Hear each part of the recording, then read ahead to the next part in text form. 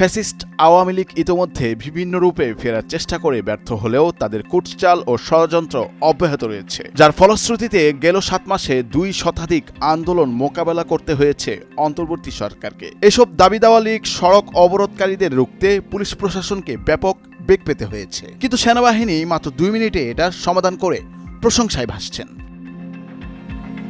আন্দোলনের নামে সরকারকে ফাঁদে ফেলানোর ছক কষে পতিত স্বৈরাচারের দোসররা। সম্প্রতি এমন বহু ঘটনায় অসহনীয় দুর্ভোগ পোহাতে হচ্ছে সাধারণ জনগণকে। পোশাক শ্রমিক সহ বিভিন্ন শ্রমিক সংগঠনের ব্যানারে সড়কে চলমান বিশৃঙ্খলার পেছনে ভারত ও পতিত স্বৈরাচারের ইন্ধন রয়েছে। তারা একটি শক্তিশালী চক্র গড়ে তুলে বাংলাদেশকে অস্থিতিশীল করতে চাচ্ছে। এমন অসংখ্য প্রমাণ পাওয়া যাচ্ছে 5 আগস্টের পর থেকেই। এমনই এক পরিস্থিতিতে দাবি দেওয়ার নামে মহাসড়ক অবরোধকারীদের 7 মিনিটে আলটিমেটাম দিয়ে সরিয়ে দেয় বাংলাদেশ সেনাবাহিনীর সদস্যরা। ফলে রমজান মাসে সীমাহীন দুর্ভোগ থেকে রক্ষা পান হাজার পথচারী। শ্রমিক নামধারীদের চক্রান্ত নস্যাৎ করে সাধারণ জনগণকে স্বস্তি দেয় এখন প্রশংসায় ভাসছে সেনাবাহিনী।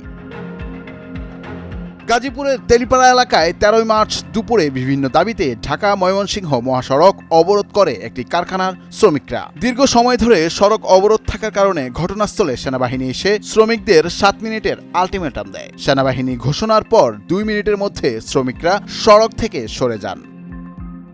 এক সেনা কর্মকর্তাকে বলতে শোনা যায় যে তাদের দাবিগুলো নিয়ে কথা চলছে। যদি মালিক ও শ্রমিকদের কোনো অমিল থাকে সেটা নেগোসিয়েশনের মাধ্যমে সমাধান হবে। সম্প্রতি শ্রম মন্ত্রণালয় এবং আইজিপি সংবাদ সম্মেলনে বলেছেন যে এখন থেকে কোনো রোড ব্লক সহ্য করা হবে না। রোড ব্লক এবং জনভোগান্তি এক পানিশেবল ক্রাইম।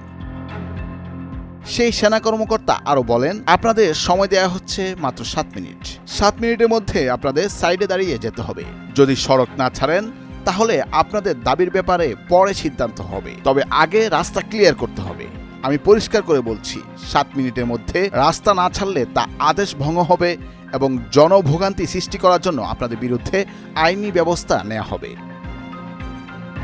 সেনা কর্মকর্তার ওই বক্তব্যের পর মাত্র 2 মিনিটের মধ্যে শ্রমিকরা সড়ক অবরোধ প্রত্যাহার করে সরে যায়। পরে ওই এলাকায় পরিবহন ব্যবস্থা স্বাভাবিক হয় এবং তাদের দাবির কিছু সমাধানও হয়েছে বলে জানা যায়। সেনাবাহিনীর এমন ভূমিকার কারণে শ্রমিক নামধারী দুষ্কৃতিকারীদের দ্রুতই রুখে দেওয়া সম্ভব হয়েছে বলে মনে করেন সচেতন মহল।